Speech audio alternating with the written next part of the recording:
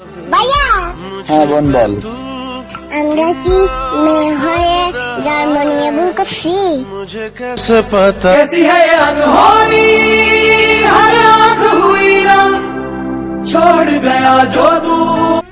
আমার স্বামী ছেলেকে দরজার সাথে বেঁধে ওদের সামনে আমায় ধর্ষণ করলো। ধর্ষিতা নারী রহিমা।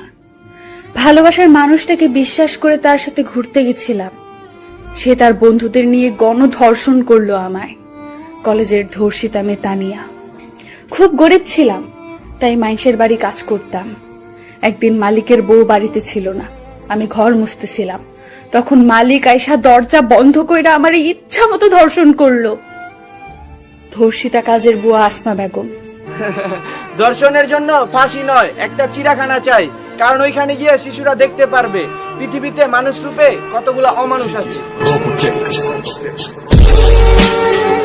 আসসালামু আলাইকুম। জানি সবাই খুব একটা ভালো নেই, তারপরও আশা করব আপনারা সবাই ভালো আছেন। ধর্ষণ নিয়ে টিকটকে যেই ভিডিওগুলো করা হয়েছে প্রতিবাদমূলক, সেগুলোই আজকের আমাদের টপিক। সারা দেশ এই ধর্ষণের বিরুদ্ধে প্রতিবাদে মেতে উঠেছে, আর টিকটকেও এ নিয়ে ভিডিও করা হচ্ছে। তো আমরা আজকে ওই ভিডিওগুলোই দেখব। সো ইন্ট্রোর পর ফিরে আসছি।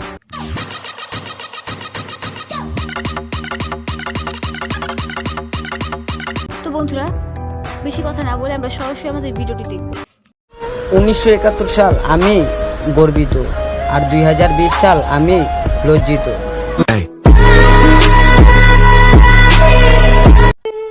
अली कहाँ जा रहा है? ये कौन है? ये मेरी बेटी है। माशाल्लाह। ए जुगनू, इसको मार दे यार। क्या कह रहा तू? इसको मार दे यार। बेटियां रहमत होती हैं। इसको मार दे वरना वरना क्या? इसको मार दे वरना वरना क्या यार? वरना इसका भी रेप हो जाएगा। ভাই এখানে তারা কি করতেছেন? কিছু মেয়ে ভিতরে পার্কে গেছে, সেই জন্য আমি এখানে দাঁড়ায় পাহারা দিতেছি যেন কোনো জানোয়ার চলে না আসে। যে দেশের প্রধানমন্ত্রী মহিলা, স্পিকার মহিলা, সব উচ্চ উচ্চ পদে মহিলারা, সেই দেশে দৈনিক দর্শনের উৎসব হচ্ছে, এর থেকে বেশি লজ্জার কি আছে? ধর্ষণ কি? বিনা অনুমতিতে জোর করে শরীর ছোঁয়া। তো আজকালকার কিছু বাবা মায়েরা যে মেয়েদেরকে জোর করে বিয়ে দিয়ে যায়, তো ওইটা কি পবিত্র হওয়া?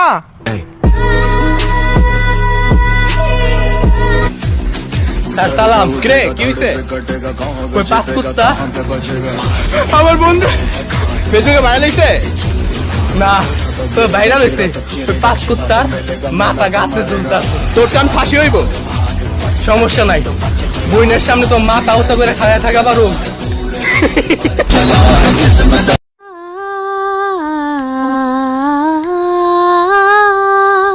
গর্বের দেশে ভাগ জুটে ক্লেশে কাজ পেতে লাগে দক্ষতা, ধর্ষিতা হতে লাগে না ডিগ্রি, বয়স ধর্ম যোগ্যতা।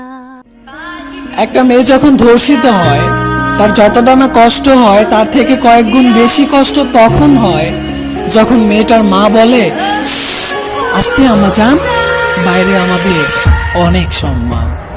যদি ইফটিজিং এর শিকার হন, তবে নিজেকে সান্ত্বনা দিন। ইফটিজিংই তো সাধারণ ব্যাপার, ধর্ষণ তো আর হন নাই। যদি ধর্ষণের শিকার হন তাহলেও ঠিক আছে, নারী হয়ে জন্মেছেন, আর কোনো পুরুষের লালসার শিকার হবেন না, এটা কি করে হয়? বরং সান্ত্বনা দিন নিজেকে, বেঁচে তো আছেন। অনেকে তো বেঁচে থাকার অধিকারও পায় না। ও আচ্ছা, ধর্ষণের পর হত্যারও শিকার হয়েছেন? তবে ভালোই তো, একেবারেই মুক্তি পেয়ে গেলেন। নিজেকে রক্ষার ব্যর্থ চেষ্টা তো আর করে যেতে হবে না। আর তাছাড়া একবার ধর্ষণের পর যে আবার ধর্ষণ বা ইফটিজিং এর শিকার হবেন না, তার গ্যারান্টি কে দিয়েছে? নিজের জন্মদাতা পিতা নেশাগ্রস্ত অবস্থায় বাসায় এসে ধর্ষণ করলো আমায়। অভাগী ধর্ষিতা মেয়ে মিতু, ধানমন্ডি। কলেজে যাওয়ার সময় বখাটে ছেলেরা ডিস্টার্ব করে, তাই থানায় ডায়েরি করতে গেছিলাম আমি আর আমার ছোট ভাই। ভাইরে দোকানে যাইতে বললা আমাকে পিস্তলের ভয় দেখায় ধর্ষণ করলো আমায়। কামালগাঁও মডেল থানার ওসি।